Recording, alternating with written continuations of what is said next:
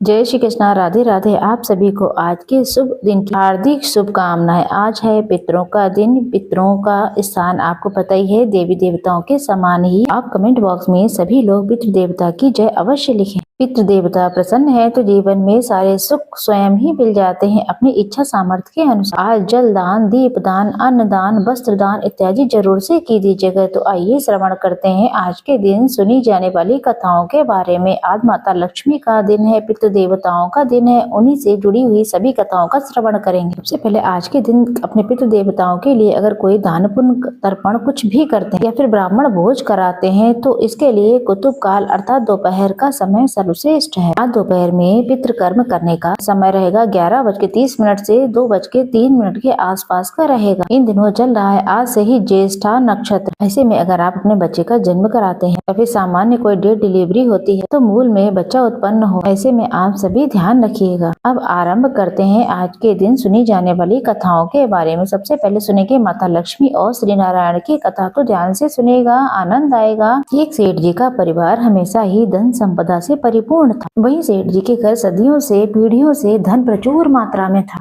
तथा वो अथा धन के स्वामी थे। वहीं लक्ष्मी जी का स्वरूप तो चंचल है, आज यहाँ तो कल वहाँ। उनका मन सेठ जी के घर से भर गया था और वो जाने का सोचने लगी। माता लक्ष्मी दूसरे के घर जाने के लिए ललायित तो होती। एक रात लक्ष्मी जी सेठ जी के स्वप्न में आई। सेठ जी ने देखा कोई लाल वस्त्रों में सजी धजी कोई सुंदर स्त्री घर से बाहर जा रही है। तो सेठ जी ने उनसे पूछा, देवी आप कौन है, मेरे घर क्यों आई हैं और अब कहाँ जा रही हैं? आप किस स्वरूप में मेरे घर पर थी? मेरे घर पर आप कब आई और कहाँ जा रही हैं? माता बोली, मैं तुम्हारा घर में वैभव लक्ष्मी के स्वरूप में हूँ। माता लक्ष्मी बोली, मैं तुम्हारे घर में वैभव लक्ष्मी स्वरूपा हूँ। कई पीढ़ियों से तुम्हारे घर में मेरा निवास था, लेकिन अब मेरा मन यहाँ से उब गया है। मेरा समय अब इस घर में समापन की ओर है, इसलिए मैं तुम्हारा घर छोड़कर जा रही हूँ। परंतु मैं तुमसे बहुत प्रसन्न हूँ, क्योंकि जितने समय भी मैं तुम्हारे साथ रही तुमने सदा ही मेरा सदुपयोग किया। संतों को अपने घर पर आमंत्रित किया, उनकी सेवा की, गरीबों को भोजन कराया, धर्मार्थ कुएं बनवाए, गौशाला और प्याऊ बनवाए, कुंवारी कन्याओं के विवाह करवाए और तुम हमेशा ही भागवत कथा भी करवाते थे। साथ ही तुम अतिथियों का सम्मान भी बहुत ही ज्यादा नियमित रूप से करते थे। इसलिए मैं तुमसे बहुत ज्यादा प्रसन्न हूँ और जाते समय मैं तुम्हें वरदान देना चाहती हूँ।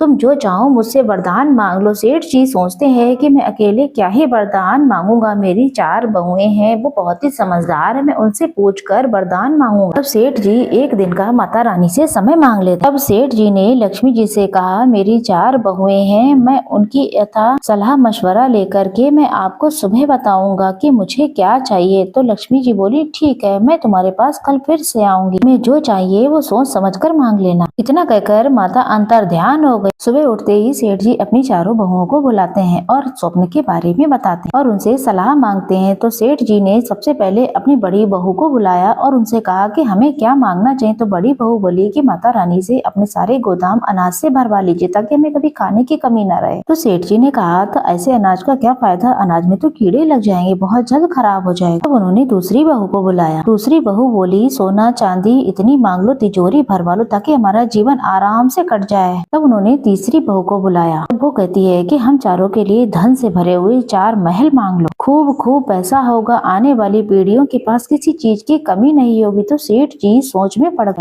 तब सेठ जी जो है अपनी छोटी बहू को पूछते हैं तो वो थोड़ा मध्यम परिवार की थी, अर्थात गरीब परिवार से थी, लेकिन धर्म कर्म में हमेशा ही लगी रहती थी। वो बोली कि पिताजी अगर लक्ष्मी माता को आना होगा तो वो अवश्य आ जाएंगी। धन संपत्ति किसी भी स्वरूप में मायने नहीं रखती, अगर वो रहना चाहेंगी तो हमेशा के लिए हमारे परिवार में रह जाएंगी, क्योंकि उनका स्वभाव ही चंचल है। पूर्ण रूप से अगर रहना चाहेंगी तो उनकी इच्छा है और जाना चाहेंगी तब भी उनकी इच्छा है। अगर आप ऐसा सोचते हैं, मेरी राय लेते हैं, तो सबसे पहले धन बिल्कुल न मांगे। अगर धन मांगेंगे तो हमारी आने वाली पीढ़ियां अहंकारी और आलसी हो जाएंगी। इसलिए पिताजी अगर आप मेरी सलाह माने तो आप लक्ष्मी माता से कहना, अगर आप जाना चाहती हैं तो अवश्य चली जाएं, किंतु हमें यह वरदान दे दीजिए कि हमारे घर में सज्जनों की सेवा होती रहे, हरी कथा होती रहे, मेहमान आए तो उनका आदर सत्कार हम करते रहे, परिवार और बच्चों में प्रेम भाव बना रहे, क्योंकि प्रेम भाव होगा तो कभी कोई परेशानी नहीं आएगी। तो हम सब मिलकर के समस्या का समाधान निकाल लेंगे। और ये भी कहना कि हम लोगों में सद्बुद्धि और हमेशा ही हमारे जीवन में खुशियाँ भरी रहे। आप धन संपत्ति संपदा उनसे कुछ भी ना मांगना। सेठ जी को उसकी छोटी बहू की बातें बहुत पसंद आई। अब वो पूर्ण रूप से समझ चुके थे उनको माता रानी से क्या मांगना है। खुशी खुशी रात होने का इंतजार करने लगे। रात हो गई, माता फिर से सेठ जी के स्वप्न में आई। फिर वो पूछती है, क्या तुमने अपनी बहुओं से सलाह मशवरा कर लिया? बोलो तुम्हें क्या चाहिए? तो सेठ जी कहते हैं कि माते, अगर आप जाना चाहती हैं तो प्रसन्न होकर जाएं। आपकी इच्छा है मुझे छोटा सा वरदान दे दीजिए। मेरे घर में सदैव हरि कीर्तन होता रहे, अतिथियों का सत्कार होता रहे, परिवार के सदस्यों में प्रेम बना रहे। ये सुनकर तो माता चौंक जाती हैं। कहती हैं, ये तुमने क्या मांग लिया? ऐसा तो कभी किसी ने कुछ मांगा ही नहीं। जिसके घर में हरि कीर्तन होगा, हरि कथा होगी, संतों की सेवा होगी, दान पुण्य होगा, प्रेम बना रहेगा, तो साक्षात वहाँ पर लक्ष्मी नारायण वास करती हैं। जहाँ पर हमारे नारायण वास करेंगे वो लक्ष्मी स्वयं वास करेंगी। ऐसा वरदान मांगकर तो आपने मुझे हमेशा ही अपने घर में रहने के लिए विवश करना। कहकर माता लक्ष्मी सेठ जी के घर में स्थायी रूप से निवास करने लगी। तो हे लक्ष्मी माता, जैसे आप सेठ जी के घर में हमेशा के लिए विराजमान हो गई, उसी प्रकार को कहानी को कहने वाले, सुनने वाले और हुकारा भरने वाले सभी घरों में सदा सर्वदा के लिए वास करना। तो प्रेम से बोलिए लक्ष्मी माता की जय।